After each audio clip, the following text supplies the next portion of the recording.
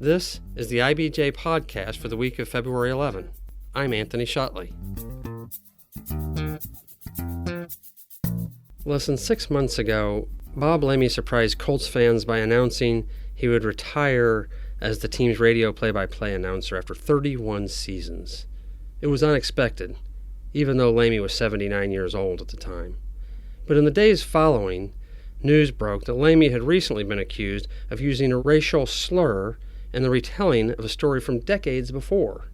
And then Wish TV reported that it had fired its racing analyst, former driver Derek Daly, whom the station said was the original source of the Lamey story. Now, Daly is suing Wish TV and its parent Nexstar, seeking at least $25 million for publishing a story that he said wasn't true and in fact ruined his career and his reputation. Derek came to the IBJ studio to talk about the lawsuit, and then we talked with Steve Key, the executive director and chief legal counsel for the Hoosier State Press Association, about what it takes to win a defamation suit.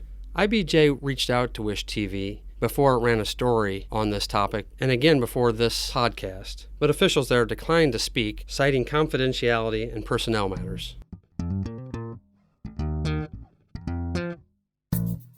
I'm here today with auto sports legend Derek Daly. Thank you, Anthony. Good to be here.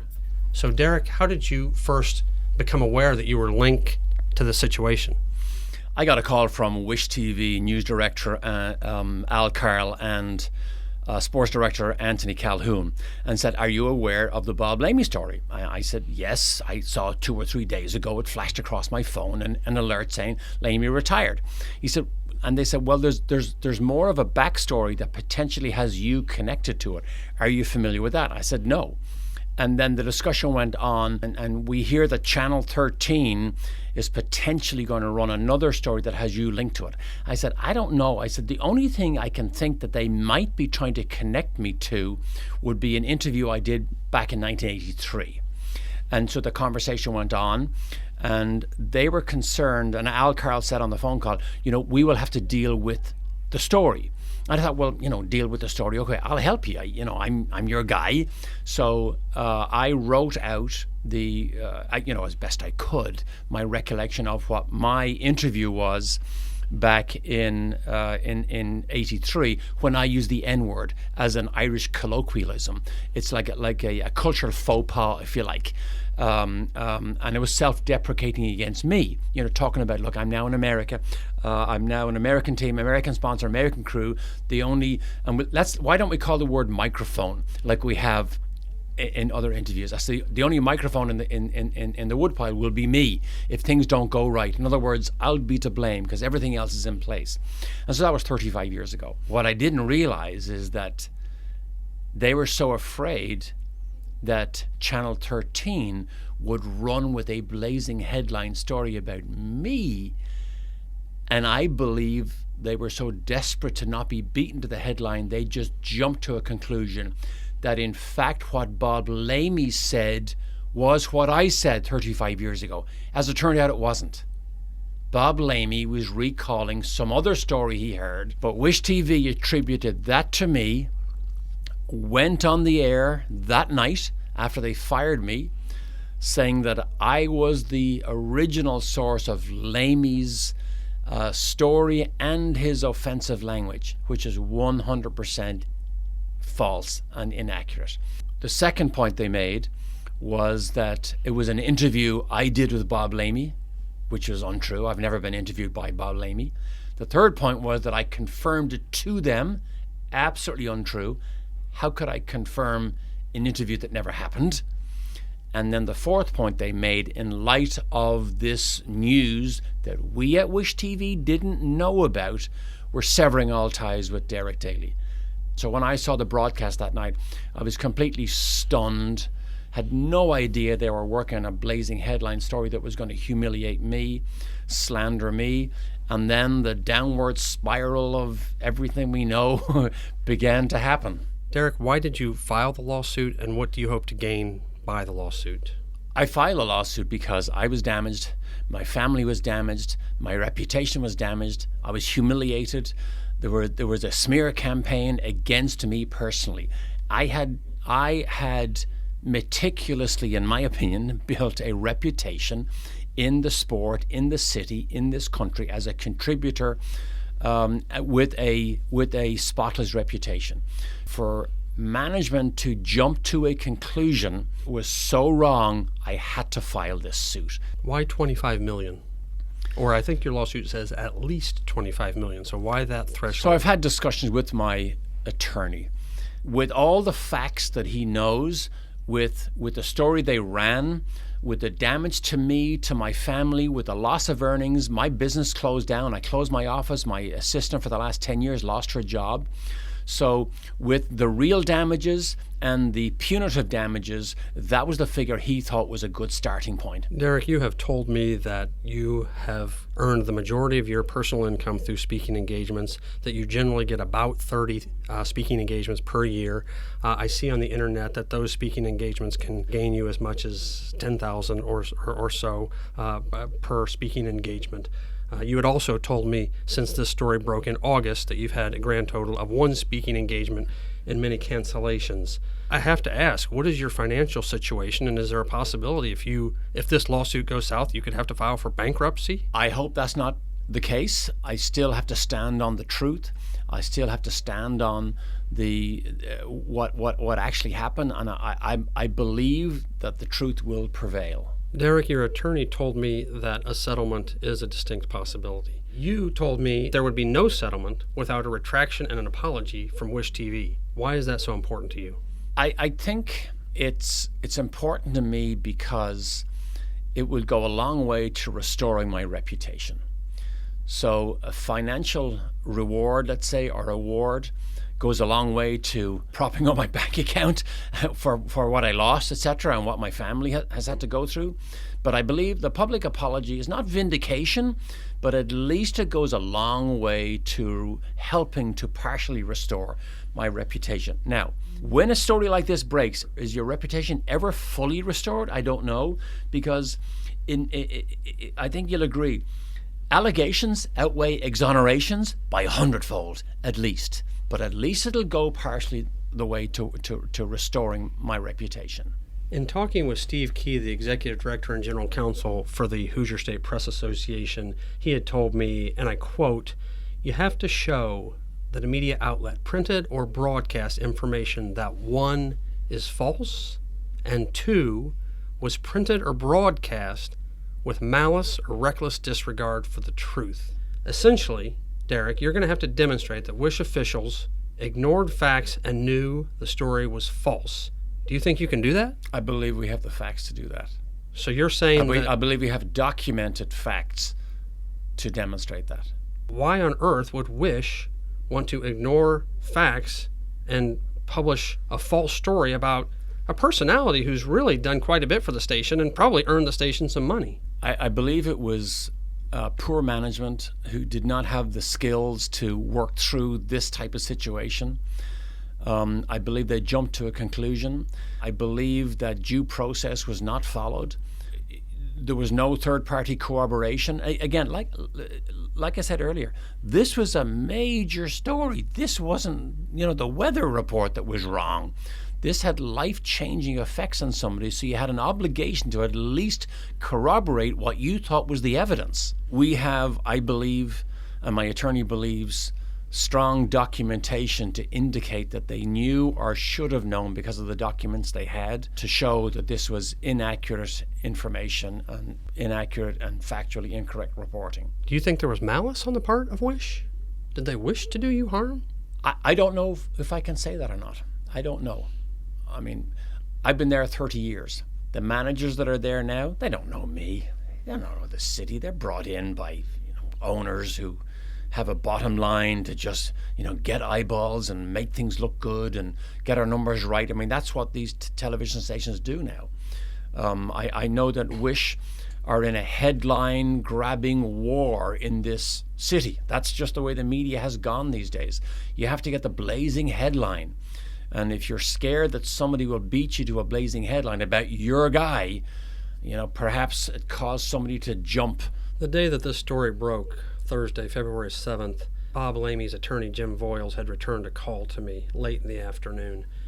We are in the initial story. We did not have Jim Voil's comments. We added those comments later in the afternoon, just as soon as we got them. Jim Voile told me, quote, "If contacted, we would be happy to cooperate. We're happy to cooperate with anybody. Bob has told the truth from the beginning of the incident and will continue to do so." Derek, what do you make of that? What he told was attributed to me. The story he told was attributed to me. That's false, factually incorrect. Other media professionals, managers in my world know that. They remember my interview from 1983. So what Bob intimated came from me was wrong. I believe Bob knows that now today. Confusing this matter, Derek, is the fact that you did in fact use the N-word in a 1983 interview with WIBC's Larry Henry, during which I believe is your first year in Indianapolis. Yeah, right. I talked to Robin Miller yesterday, long-time and very well-known motorsports journalist, and he said he heard that interview live. And he also told me that he went to you that same day. Do you remember that conversation with Robin Miller? Yes. What was that all about?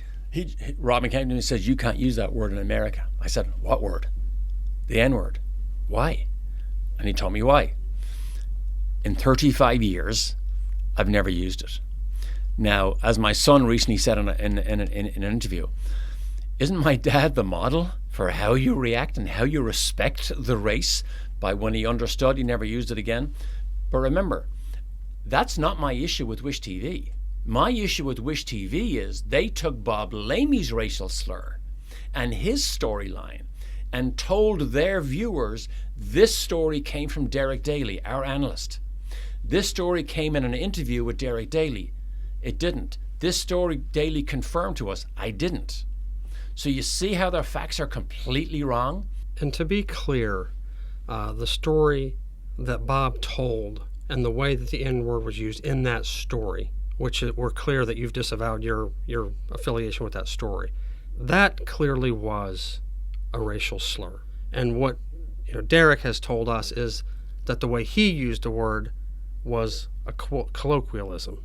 A commonly used colloquialism in Ireland, England, and Australia in the day.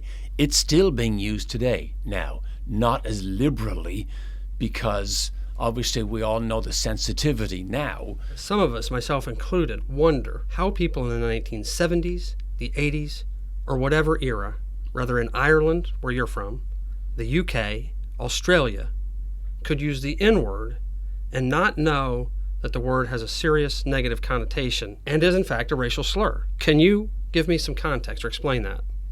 So I'm an Irish Catholic, and you wouldn't know this because of the culture that you grew up in. But did you know that the Irish Catholics were known as white ends? I did not.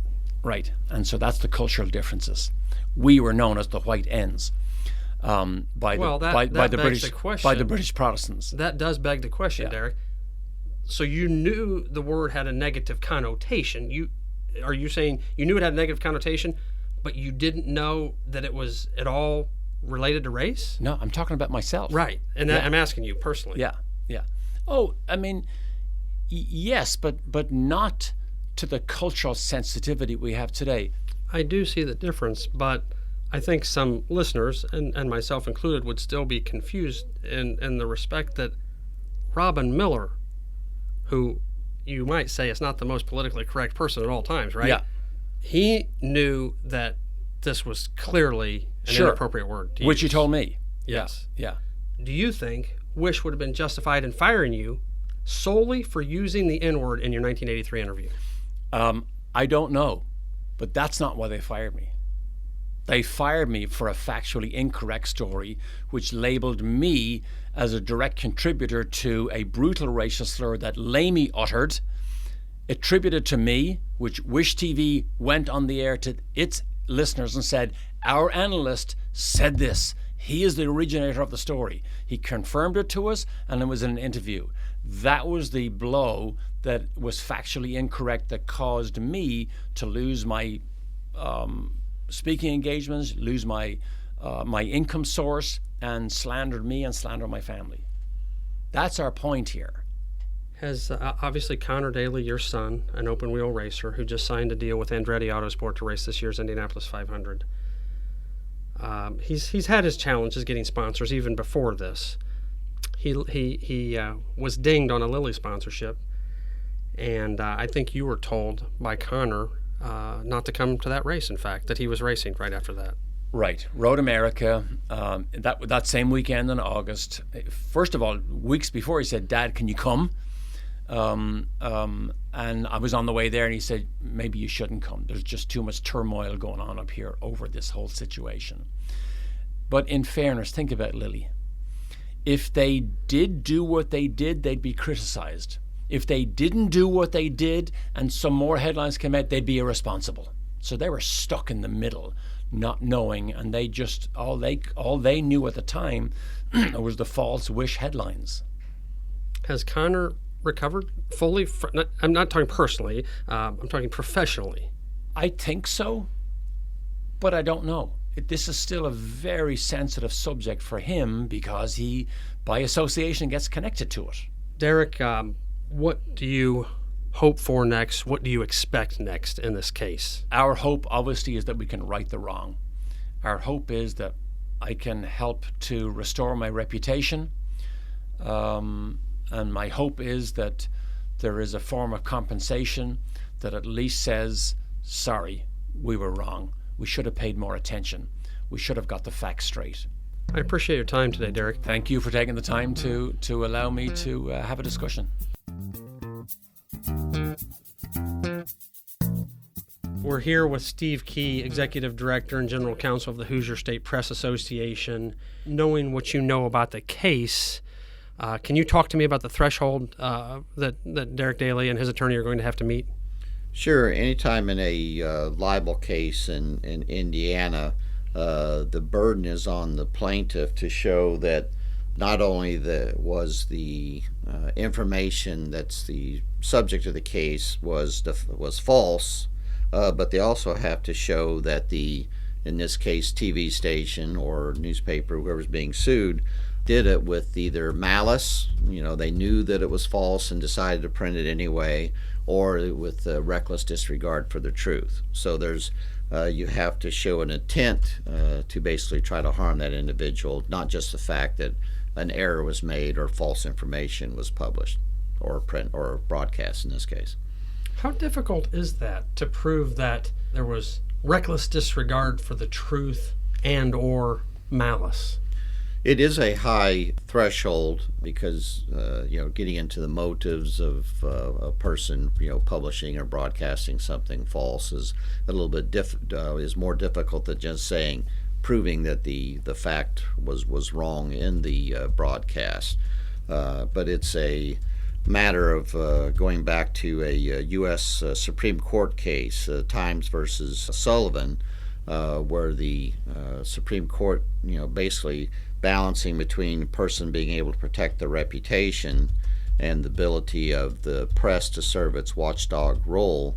They did set that threshold high because they didn't want to interfere with the ability of having robust discussions about news that involved government officials, the government, private individuals involved in a news story. So this is very much a protection of the First Amendment. Correct. Would Derek Daly hypothetically be better off having the opportunity to file this in another state? Actually, in his situation, I would say he would have a lower threshold in all but 3 other states.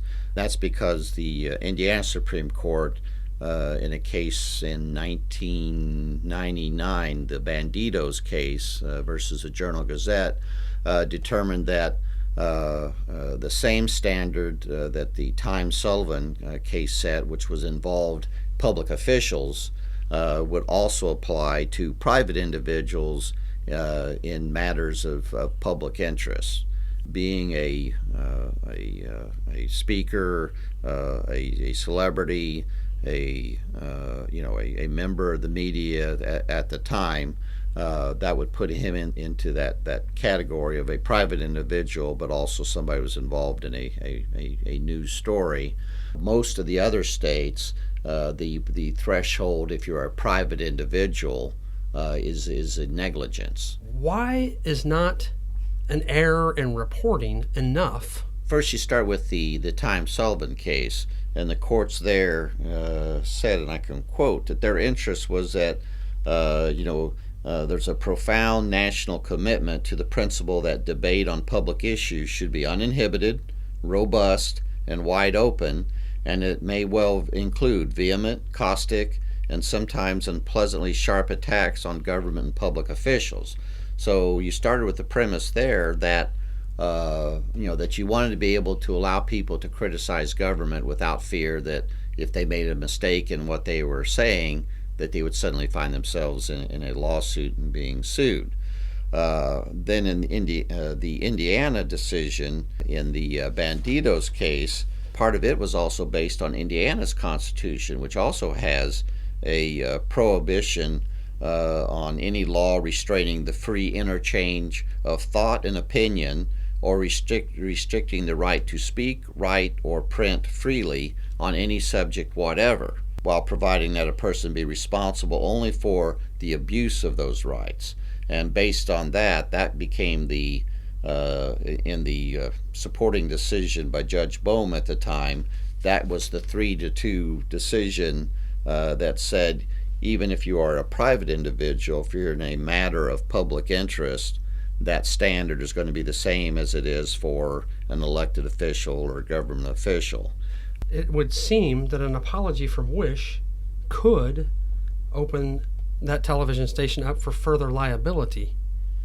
Is that not a serious concern for the station in terms of going forward or offering up any kind of apology and retraction or correction? Well, part of it's a timing issue. As part of Indiana's law, if I'm wanting to sue you for libel as a media outlet, I do have to basically put you on notice and request a retraction or correction within a certain time frame after the alleged libelous piece was either broadcast or published. And if I fail to make that request in a timely manner, then that prohibits me from filing a lawsuit after that time period ends and then saying, you should have retracted this and I want punitive damages.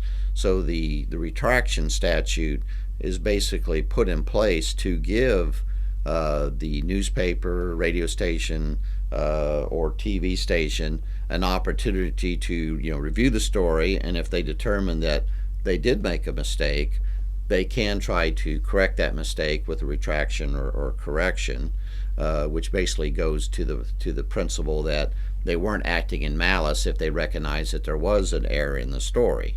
I believe in this case that a retraction was requested, and I don't believe there was one that was made. In your opinion, what would Wish's best strategy be in terms of not settling or going to trial? What I mean is, what is their best strategy in defending themselves in this case? Always, truth is your first defense, and if you can prove the truth of what you reported, then you should be in good shape. If it turns out that a media outlet was wrong in what they reported, then they're going to have to show that there was no malice in it, that it was an error. How did the error occur? Was it reckless disregard of the truth and so that's an issue. But if they're able to show that yes, we now know that a mistake was made, but there was no malice involved, there was no reckless disregard of the truth with the facts that they had at their hand at the time they decided to go to broadcast, then again, that's enough for them to meet or defeat the burden that the plaintiff has to be able to show. Steve, you've been very patient answering all of our questions. Of course, this is a complicated case, and I appreciate you walking us through this. Is there anything else that you can think of that should be noted in terms of this case? The only thing I would say is that if you look at the state of journalism today, it's a far cry different than it was in the 1800s and 1900s, and that reporters at Indiana newspapers or at Indiana broadcast facilities, and Derek Daly was a reporter for that, is that that the effort is, and almost in the vast more period of time, is being made with responsible journalistic standards, that Indiana newspapers, Indiana radio and TV stations that have news departments are not very likely to shoot from the hip and not take into account the impact that their stories have on the individuals who are subject to their stories. That doesn't mean that mistakes can't happen, and when a mistake happens, and if that's the case here, where a mistake was made and it really wasn't Derek Daly, maybe it was another driver who that Bob Lamey got confused with, that's obviously devastating for the person who is the victim of the mistake. But the First Amendment law has made it clear that we're going to allow newspapers, radio stations, TV stations to make a mistake, even though it may be very harmful to someone, because if you don't have that kind of a leeway to be allowed to make a mistake, it would have such a chilling effect on the ability of these news outlets to serve the purpose they serve in a democracy, to be a watchdog and a reporter of the best truth available at the time. Thank you very much, Steve. We appreciate your time. My pleasure. Thanks again to Derek Daly and Steve Key for joining us. You can read more about the lawsuit at ibj.com. I'd also like to point your attention to a couple of stories in this week's IBJ. Reporter Haley Colombo details the tenure of Indiana University President Michael McRobbie, who joined the school in 2007. She finds the 68-year-old president has both invested in brick and mortar and rearranged the academic guts of the university system, even as the state has cut its funding. Reporter Sam Quinn previews early plans for development along White River that could bring bison, an adventure park, and a floating stage to the waterway. Finally, IBJ released its 2019 40 Under 40 class this week. See your print edition of IBJ or go to ibj.com to see the list of Indy's rising stars. Thanks for tuning in.